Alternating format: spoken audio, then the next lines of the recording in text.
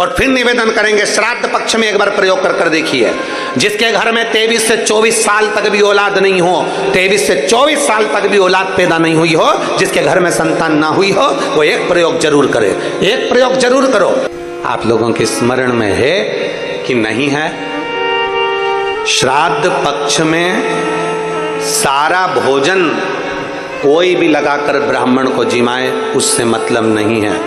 पर श्राद्ध पक्ष में तिथि पर, श्राद्ध में या अन्य तिथि पर, बरसी आदि तिथि पर अगर खीर का पात्र भरा जाए तो घर की बहू, घर की माता, घर की स्त्री, घर में जो ताई चाची जो भी है घर में स्त्री, उस खीर के पात्र को उसको भरना चाहिए।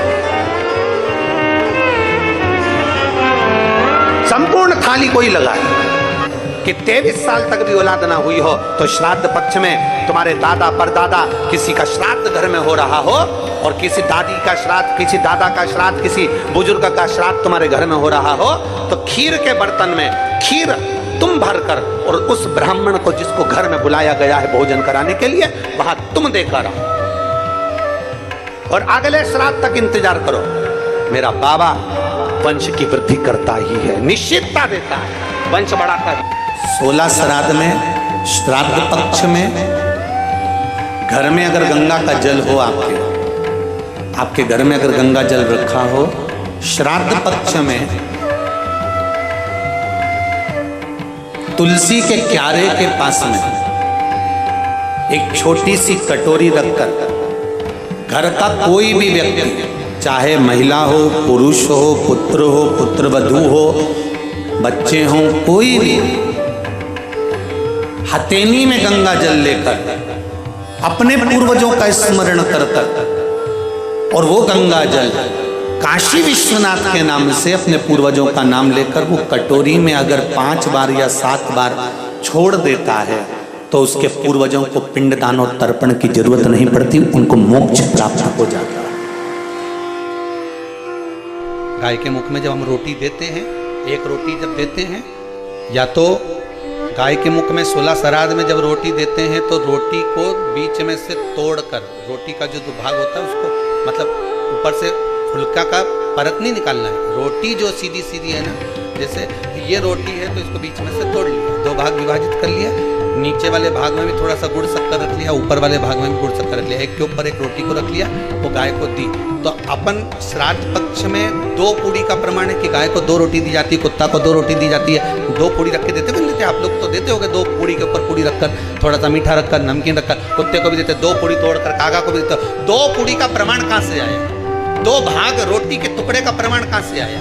श्राद्ध पक्ष में ही ऐसा क्यों किया जाता है? बाकी के समय पर तो कोई ऐसा 2 पूड़ी का प्रमाण नहीं, पर श्राद्ध पक्ष में ये क्यों कहा जाता है कि पूड़ी के ऊपर पूड़ी रख दे, उसमें मीठा रख दे, खीर शक्कर रख दे, गाय को दिया, कुत्ते को दिया, कागा को दिया, ऐसे क्यों कहा जाता है?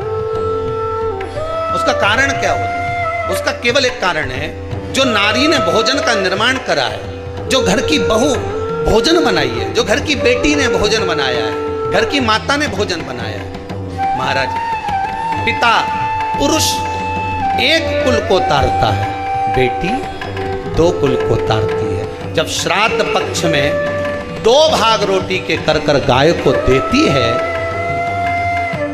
तो 1 भाग तो उसके ससुराल वालों को मिलता है, मायके को भी मिले, ससुराल। जब गया जी का पिंड होता है तो नाना नानी सबका स्मरण कराया, 2 भाग।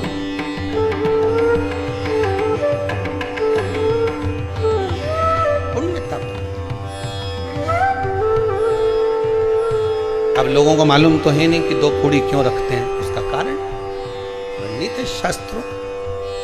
दोनों पक्ष का स्मरण कराने। महाराज, बिंदु प्रेत योनि में पड़ा चंचुला देवी उनके मोक्ष का प्रयोजन कर रही है, प्रयास।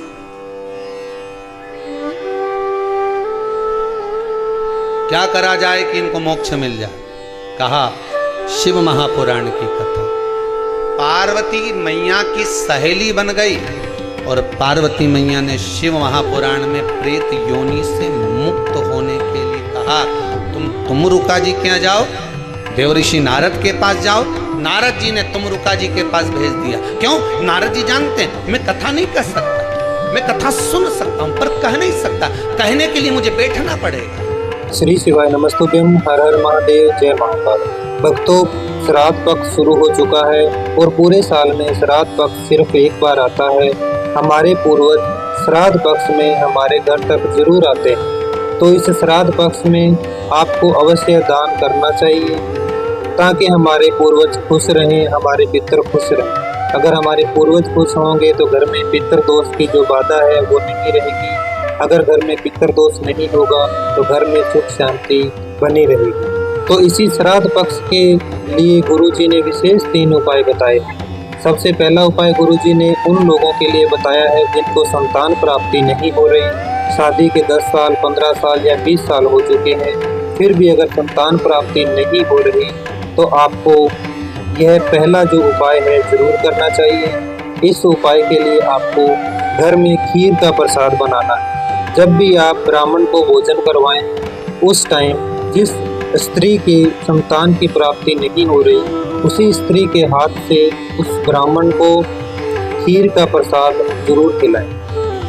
यह उपाय करने से आने वाले 1 साल के अंदर अवश्य संतान की प्राप्ति होगी। दूसरा उपाय गुरुजी ने पितरों के लिए बताया है। इस उपाय के लिए आपको तुलसी माता के पेड़ के नीचे एक कटोरी रखनी है और आपके घर में जो गंगा जल है उस गंगा जल को साथ में लेना है। थोड़ा सा गंगा जल अपने हाथ में लेकर अपने पूर्वजों का ध्यान करके काशी विश्वनाथ के नाम से उस कटोरी के अंदर डालना है। थोड़ा थोड़ा 4 बार, 5 बार, 6 बार, 7 बार, जितनी बार आप इसमें डाल सकें, पूर्वजों का नाम लेकर काशी विश्वनाथ के नाम से उस कटोरी के अंदर डालना है। ऐसा करने से हमारे पूर्वज खुश होते हैं। और तीसरा उपाय गुरुजी ने गाय को रोटी देने के लिए बताया। गाय को आपको कैसे रोटी देनी है? गाय को आपको श्राद्ध पक्ष में 2 रोटी देनी है। एक रोटी के ऊपर दूसरी रोटी रखकर देना है। अगर आप 2 रोटी नहीं दे सकते तो आप 1 रोटी के 2 भाग करके दें। इसके साथ साथ गुरुजी ने यह भी कहा है कि आप कुत्ते को 2 रोटी दीजिए, कौवे को खाना खिलाइए। आप श्राद्ध पक्ष में जितना भी दान पुण्य कर सकते हैं उतना करिए, वही आपके पूर्वजों को लगेगा। उससे आपके पूर्वज खुश होंगे, आपके पूर्वज शांत होंगे। और अगर हमारे पूर्वज शांत होंगे तो हमारे घर में बरकत बनी रहेगी, घर में खुशहाली रहेगी। इसलिए श्राद्ध पक्ष बहुत ही विशेष महत्वपूर्ण है और श्राद्ध पक्ष में ज़्यादा से ज़्यादा आप दान पुण्य अवश्य करिए। अवश्य ब्राह्मण को भोजन करवाइए, गाय को रोटी दीजिए, गाय को हरा चारा डालिए। आज के इस वीडियो में श्राद्ध पक्ष के बारे में ही बात करनी थी। इसके अलावा अगर आपका कोई प्रश्न होता है तो आप मुझे कमेंट करके पूछ सकते हैं। जो भी सुपर कमेंट करेगा उसका जवाब सबसे जल्दी मिलेगा। बाकी कमेंट बहुत ज़्यादा आते हैं, मैं माफ़ी चाहूँगा कि मैं सबके कमेंट का जवाब नहीं दे पाता। आज के वीडियो में इतना ही। श्री शिवाय नमस्तुभ्यम। हर हर महादेव, जय महाकाल।